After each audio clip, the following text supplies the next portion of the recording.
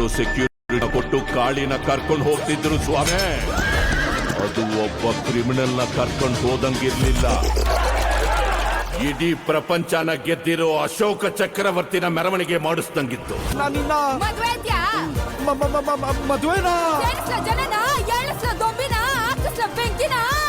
ಮೈಮೇಲ್ ಮಲ್ಲಿಗೆ ಇಲ್ಲ ಅಂದ್ರು ಗಂಧದ ಮರಕ್ಕೆ ಡೈರೆಕ್ಟ್ ಕಾಂಪಿಟೇಷನ್ ಗಮ್ಮು ತಿಳ್ಕೊಂಡ್ರೆ. ಅಯ್ಯೋ ನನಗೆ ಹೋಗ್ಲಿಕ್ಕೆಲ್ಲ ಇಷ್ಟ ಆಗಲ್ಲಪ್ಪ, ನಾಚಿಕೆ ಆಯ್ತದೆ. ನಮಸ್ಕಾರ ಫ್ರೆಂಡ್ಸ್, ನಾವಿವತ್ತು ಸ್ಯಾಂಡಲ್ವುಡ್ನ ಬಹುನಿರೀಕ್ಷಿತ pan India cinema KD the Devil movie ಬಗ್ಗೆ ಸಂಪೂರ್ಣ ರಿವ್ಯೂ ಮತ್ತು ಡೇ 1 ಬಾಕ್ಸ್ ಆಫೀಸ್ ಕಲೆಕ್ಷನ್ ನ ಬಗ್ಗೆ ನೋಡ್ತಾ ಹೋಗೋಣ. ನಿರ್ದೇಶಕ ಪ್ರೇಮ್ ಅವರು ಭರ್ಜರಿ ಮೇಕಿಂಗ್, ಧ್ರುವ ಸರ್ಜಾ ಅವರ ಮಾಸ್ ಎಂಟ್ರಿ ಮತ್ತು ಸಂಜಯ್ ದತ್ ಅವರ ಸ್ಟೈಲಿಶ್ ವಿಲನ್ ಪಾತ್ರ ಈ ಒಂದು ಚಿತ್ರದ ಪ್ರಮುಖ ಆಕರ್ಷಣೆಗಳಾಗಿವೆ ಅಂತಾನೆ ಹೇಳ್ಬೋದು. ಹಾಗೆ ಮೂವಿಯ ಕತೆ ನೋಡ್ತಾ ಹೋದ್ರೆ 1970ರ ದಶಕದ ಬೆಂಗಳೂರಿನ ಅಂಡರ್ ವರ್ಲ್ಡ್ ಹಿನ್ನೆಲೆಯಲ್ಲಿರುವ ಕತೆ ಇದು.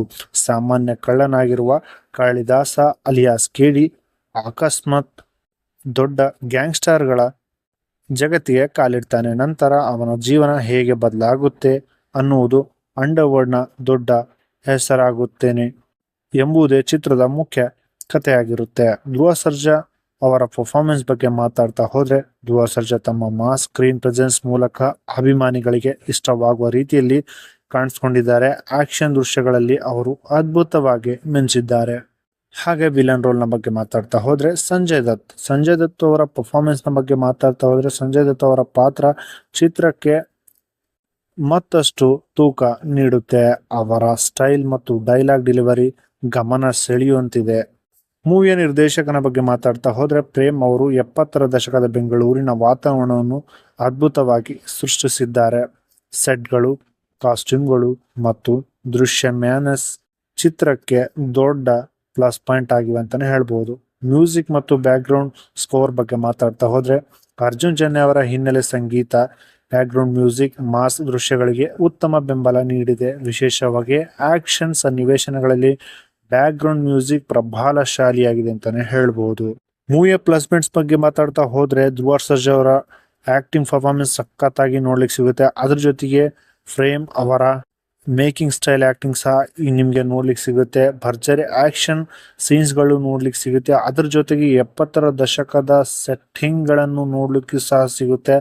ಹಾಗೆ ಈ ಒಂದು ಮೂವಿಯಲ್ಲಿ ಬ್ಯಾಕ್ ಗ್ರೌಂಡ್ ಮ್ಯೂಸಿಕ್ ಸಖತ್ತಾಗಿ ಹ್ಯಾಂಡಲ್ ಮಾಡಿದ್ದಾರೆ ಅಂತಾನೆ ಅನ್ಬೋದು. ಹಾಗೆ ಮೂವಿಯ ಮೈನಸ್ ಪಾಯಿಂಟ್ಸ್ ನ ಬಗ್ಗೆ ಮಾತಾಡ್ತಾ ಹೋದ್ರೆ, ಕಥೆಯಲ್ಲಿ ಹೊಸತನ ಕಡಿಮೆ ಅನಿಸ್ಬೋದು. ಹಾಗೆ ಕೆಲವು ಭಾಗಗಳಲ್ಲಿ ಸ್ಲೋ ಅನಿಸ್ಬೋದು. ಫೈನಲ್ ಆಗಿ ಹೇಳಬೇಕಂದ್ರೆ, ಕೆಡಿ ದ ಡೆವಿಲ್ ಒಂದು ಪಕ್ಕ ಮಾಸ್ ಎಂಟರ್ಟೈನರ್ ಕತೆ.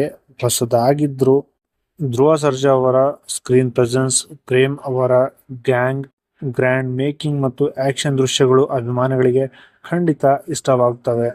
ವಿಮರ್ಶಕರಿಂದ ಮಿಶ್ರ ವಿಮರ್ಶೆ ಬಂದಿದ್ರು ಮಾಸ್ ಪ್ರೇಕ್ಷಕರಿಗೆ ಸಿನಿಮಾ ಒಮ್ಮೆ ನೋಡಬಹುದಾದ ಅನುಭವ ನೀಡುತ್ತೆ.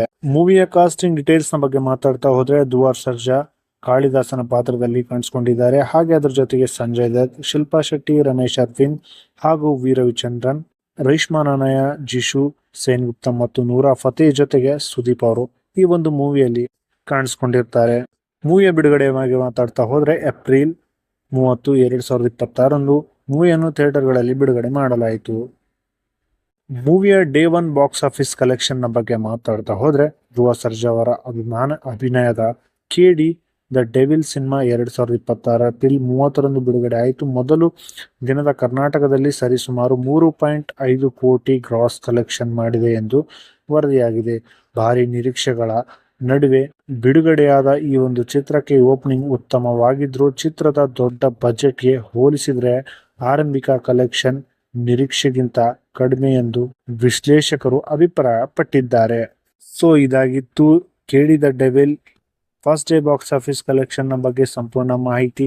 ಯಾರೆಲ್ಲ ಈ ಒಂದು ಮೂವಿನ ನೋಡಿದ್ದೀರಾ, ಮೂವಿ ಹೇಗೆ ಅನಿಸ್ತು ಅನ್ನೋದನ್ನ ಕಾಮೆಂಟ್ ಅಲ್ಲಿ ತಪ್ಪದೆ ತಿಳಿಸಿ. ವಿಡಿಯೋ ಇಷ್ಟ ಆದ್ರೆ ವಿಡಿಯೋನ ಲೈಕ್ ಮಾಡಿ, ಚಾನಲ್ಗೆ ಹೊಸದಾಗಿದ್ರೆ ಚಾನಲ್ನ ಸಬ್ಸ್ಕ್ರೈಬ್ ಮಾಡ್ಕೊಳ್ಳಿ. ಸಿಗೋಣ ನೆಕ್ಸ್ಟ್ ವಿಡಿಯೋದಲ್ಲಿ. Thank you so much.